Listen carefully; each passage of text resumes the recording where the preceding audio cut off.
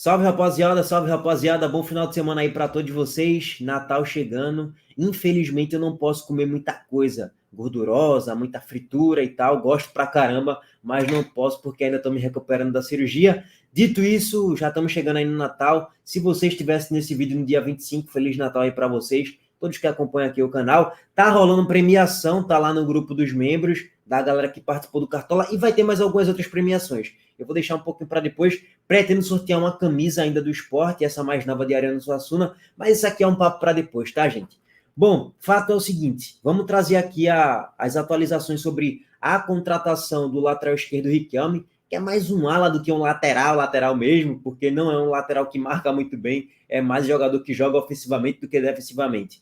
Vamos trazer atualização também sobre Matheus Carvalho, que fechou ali um acordo, o Vasco fechou um acordo pela compra do jogador, e o que é que isso interfere, o que é que isso tem a ver? Tudo a ver com o Náutico, né, que recebeu essa grana e já conseguiu pagar o salário dos funcionários. E também trazer um react sobre a chegada de Riquelme. Não é nem sobre a chegada dele exatamente, mas é sobre a análise do jogador.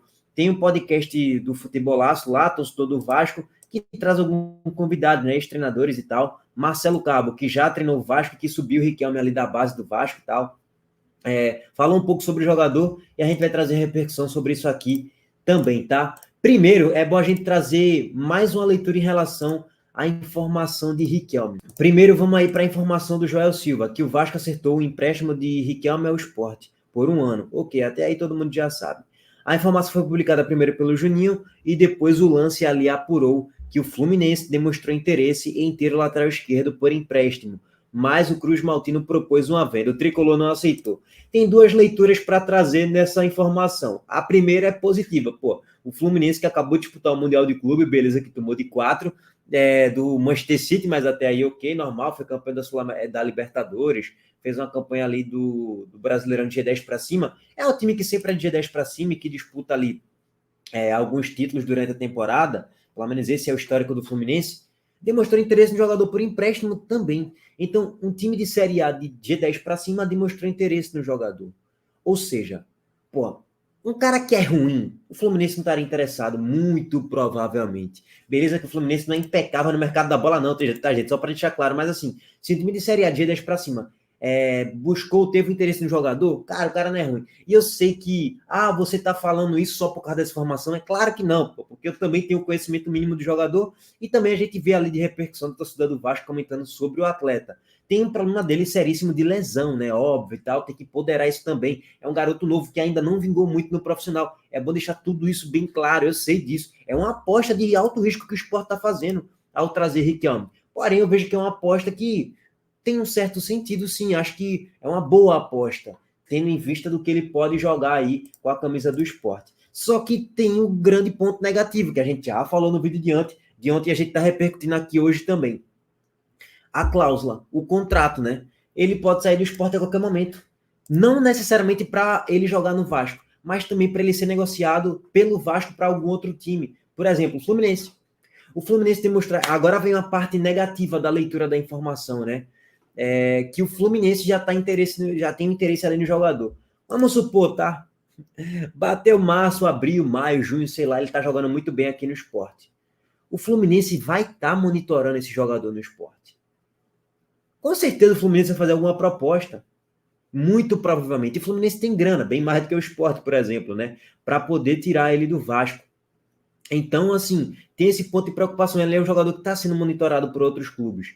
A qualquer momento ele pode sair do Sport. Esse é o grande ponto negativo. E eu respeito aí o torcedor do Sport que tá assim, eu não faria essa negociação não, cara. Eu não traria Riquelme não. Por quê? Porque tem a questão de lesão, passou 9 meses fora dos gramados, ainda não vingou muito no profissional do Vasco, no futebol profissional de modo geral, e tem essa cláusula. Eu respeito o torcedor que pensa dessa forma. Por isso que talvez é interessante para o Sport buscar mais um lateral esquerdo para a posição. Até porque, mais uma vez, Riquelme é mais um ala do que um lateral mesmo, tá? Mais ou menos isso. Também respeito quem fala, pô, tem Vitor Gabriel aí da base. Deixa ele voltar da copinha para ele ser integrado ao grupo profissional e ele ficar como uma segunda opção no banco. Aí seria Filipinho, Riquelme e o Vitor Gabriel para ter mais minutagem no Pernambucano da vida, numa Copa do Nordeste.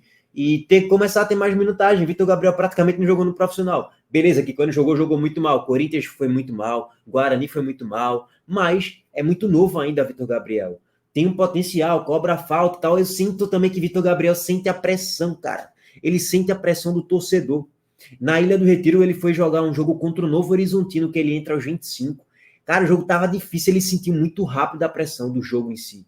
E aí ele foi ele foi muito mal no profissional, nos jogos difíceis que ele teve ali, com um mínimo de competitividade, ele foi muito mal. Porém, é muito novo ainda e tem potencial, cara. Então, respeito também quem queira mais minutagem para Vitor Gabriel. Inclusive, eu sou dessa linha. Acho que é uma boa aposta de Riquelme, sim. Tem ponderações para se fazer e muitas. Vejo que é um perfil diferente que a diretoria do esporte trouxe. Vamos supor, Arthur Kaique, vamos dizer assim, é um pouco mais de certeza. Luciano Castan, é um pouco mais de certeza. Lucas Ramon, um pouco mais de certeza. Você vai pegando ali 3, 4 contratações que o esporte fez, são um pouco mais de certeza, né? Pablo Diego é um pouquinho, já vai no campo da aposta. E Riquelme é a aposta da aposta, é uma aposta de mais risco do que os outros, de um modo geral, né? Então é um perfil de contratação um pouco diferente que o esporte está fazendo em relação a Riquelme. Bom, o Fluminense fez uma proposta ali por empréstimo e tal, mas o Vasco propôs uma venda e o Tricolor não aceitou. Então o Fluminense acabou não aceitando aí a questão de ter que comprar Riquelme para que ele chegue no Vasco aí, tal, tá? Para que ele saia do Vasco e chegue no Fluminense, no caso. Então, aguardar, cara, em relação a essa situação de Riquelme, já fiz análise um pouco ontem do jogador, né, mais sobre o jogador em si, e aí tem essa questão da cláusula aqui também, não é bom para o esporte. Detalhe, o negócio do Vasco em si, ele é muito bom, cara, porque não tem coisas negativas não para o Vasco. Vai estar jogando no time de Série B que briga para subir, bem estruturado minimamente ali para brigar, para subir minimamente, de G10 para cima. Tende a ter minutagem. Se ele render muito bem, o Vasco vai ganhar grana nisso. Se ele render mal, beleza, ganhou cancha, ganhou experiência. Enfim, não tem nada de negativo para o Vasco. Para o esporte, a gente já falou aqui os pontos que pode se tornar negativo com o decorrer das partidas, dos meses, né, em si. Agora tem uma nova informação. Daqui a pouco a gente vai trazer o react, tá? Vamos trazer o react sobre Riquelme lá do canal Futebolaço. Agora vamos trazer a informação do Vene Casagrande, né? Que o Náutico emitiu uma nota oficial e comunicou que Matheus Cocão foi comprado pelo Vasco por R$2 milhões por 100% de direitos econômicos. Ainda segundo o Tibu, o time carioca pagou R$500 mil nesta sexta-feira e o restante será quitado em 2024, tá? E aí, a atualização da informação é que já serviu esses R$500 mil para pagar o salário dos funcionários, que venceram no dia 10 desse mês. Então, fazia 13 dias que os salários estavam atrasados, e esse valor aí foi interessante para o Náutico conseguir pagar os salários. Cara, não é uma grande contratação do Vasco, não é uma grande aquisição que o Vasco está fazendo, porém, é um garoto que tem muito potencial, né? 21 anos de idade, e até surpreendeu a própria torcida, né? Ele fez um ótimo jogo ali contra o Flamengo e tal. Teve uns 2, 3 jogos de Matheus Cocon bem interessantes, se não me engano, Matheus Carvalho, né? Bem interessante, que surpreendeu a própria torcida e até a própria torcida do Náutico, tá? Do Vasco e a do Náutico. Por quê? No Náutico ele não estava servindo nem para a Série C. E na Série A ele conseguiu fazer partidas interessantes, sem sentir muito peso da pressão de um jogo, conseguir ser lúcido na saída de jogo com a bola no pé, trocando passes, dando passes verticais e tal. Então, pareceu ser um jogador que tem um certo potencial ali, tá? 21 anos. Porém, a torcida do Vasco não fica nem um pouco feliz com essa notícia, porque não é uma contratação que a torcida do Vasco ainda espera, né? Mas é aquele cara famoso para compor elenco, né?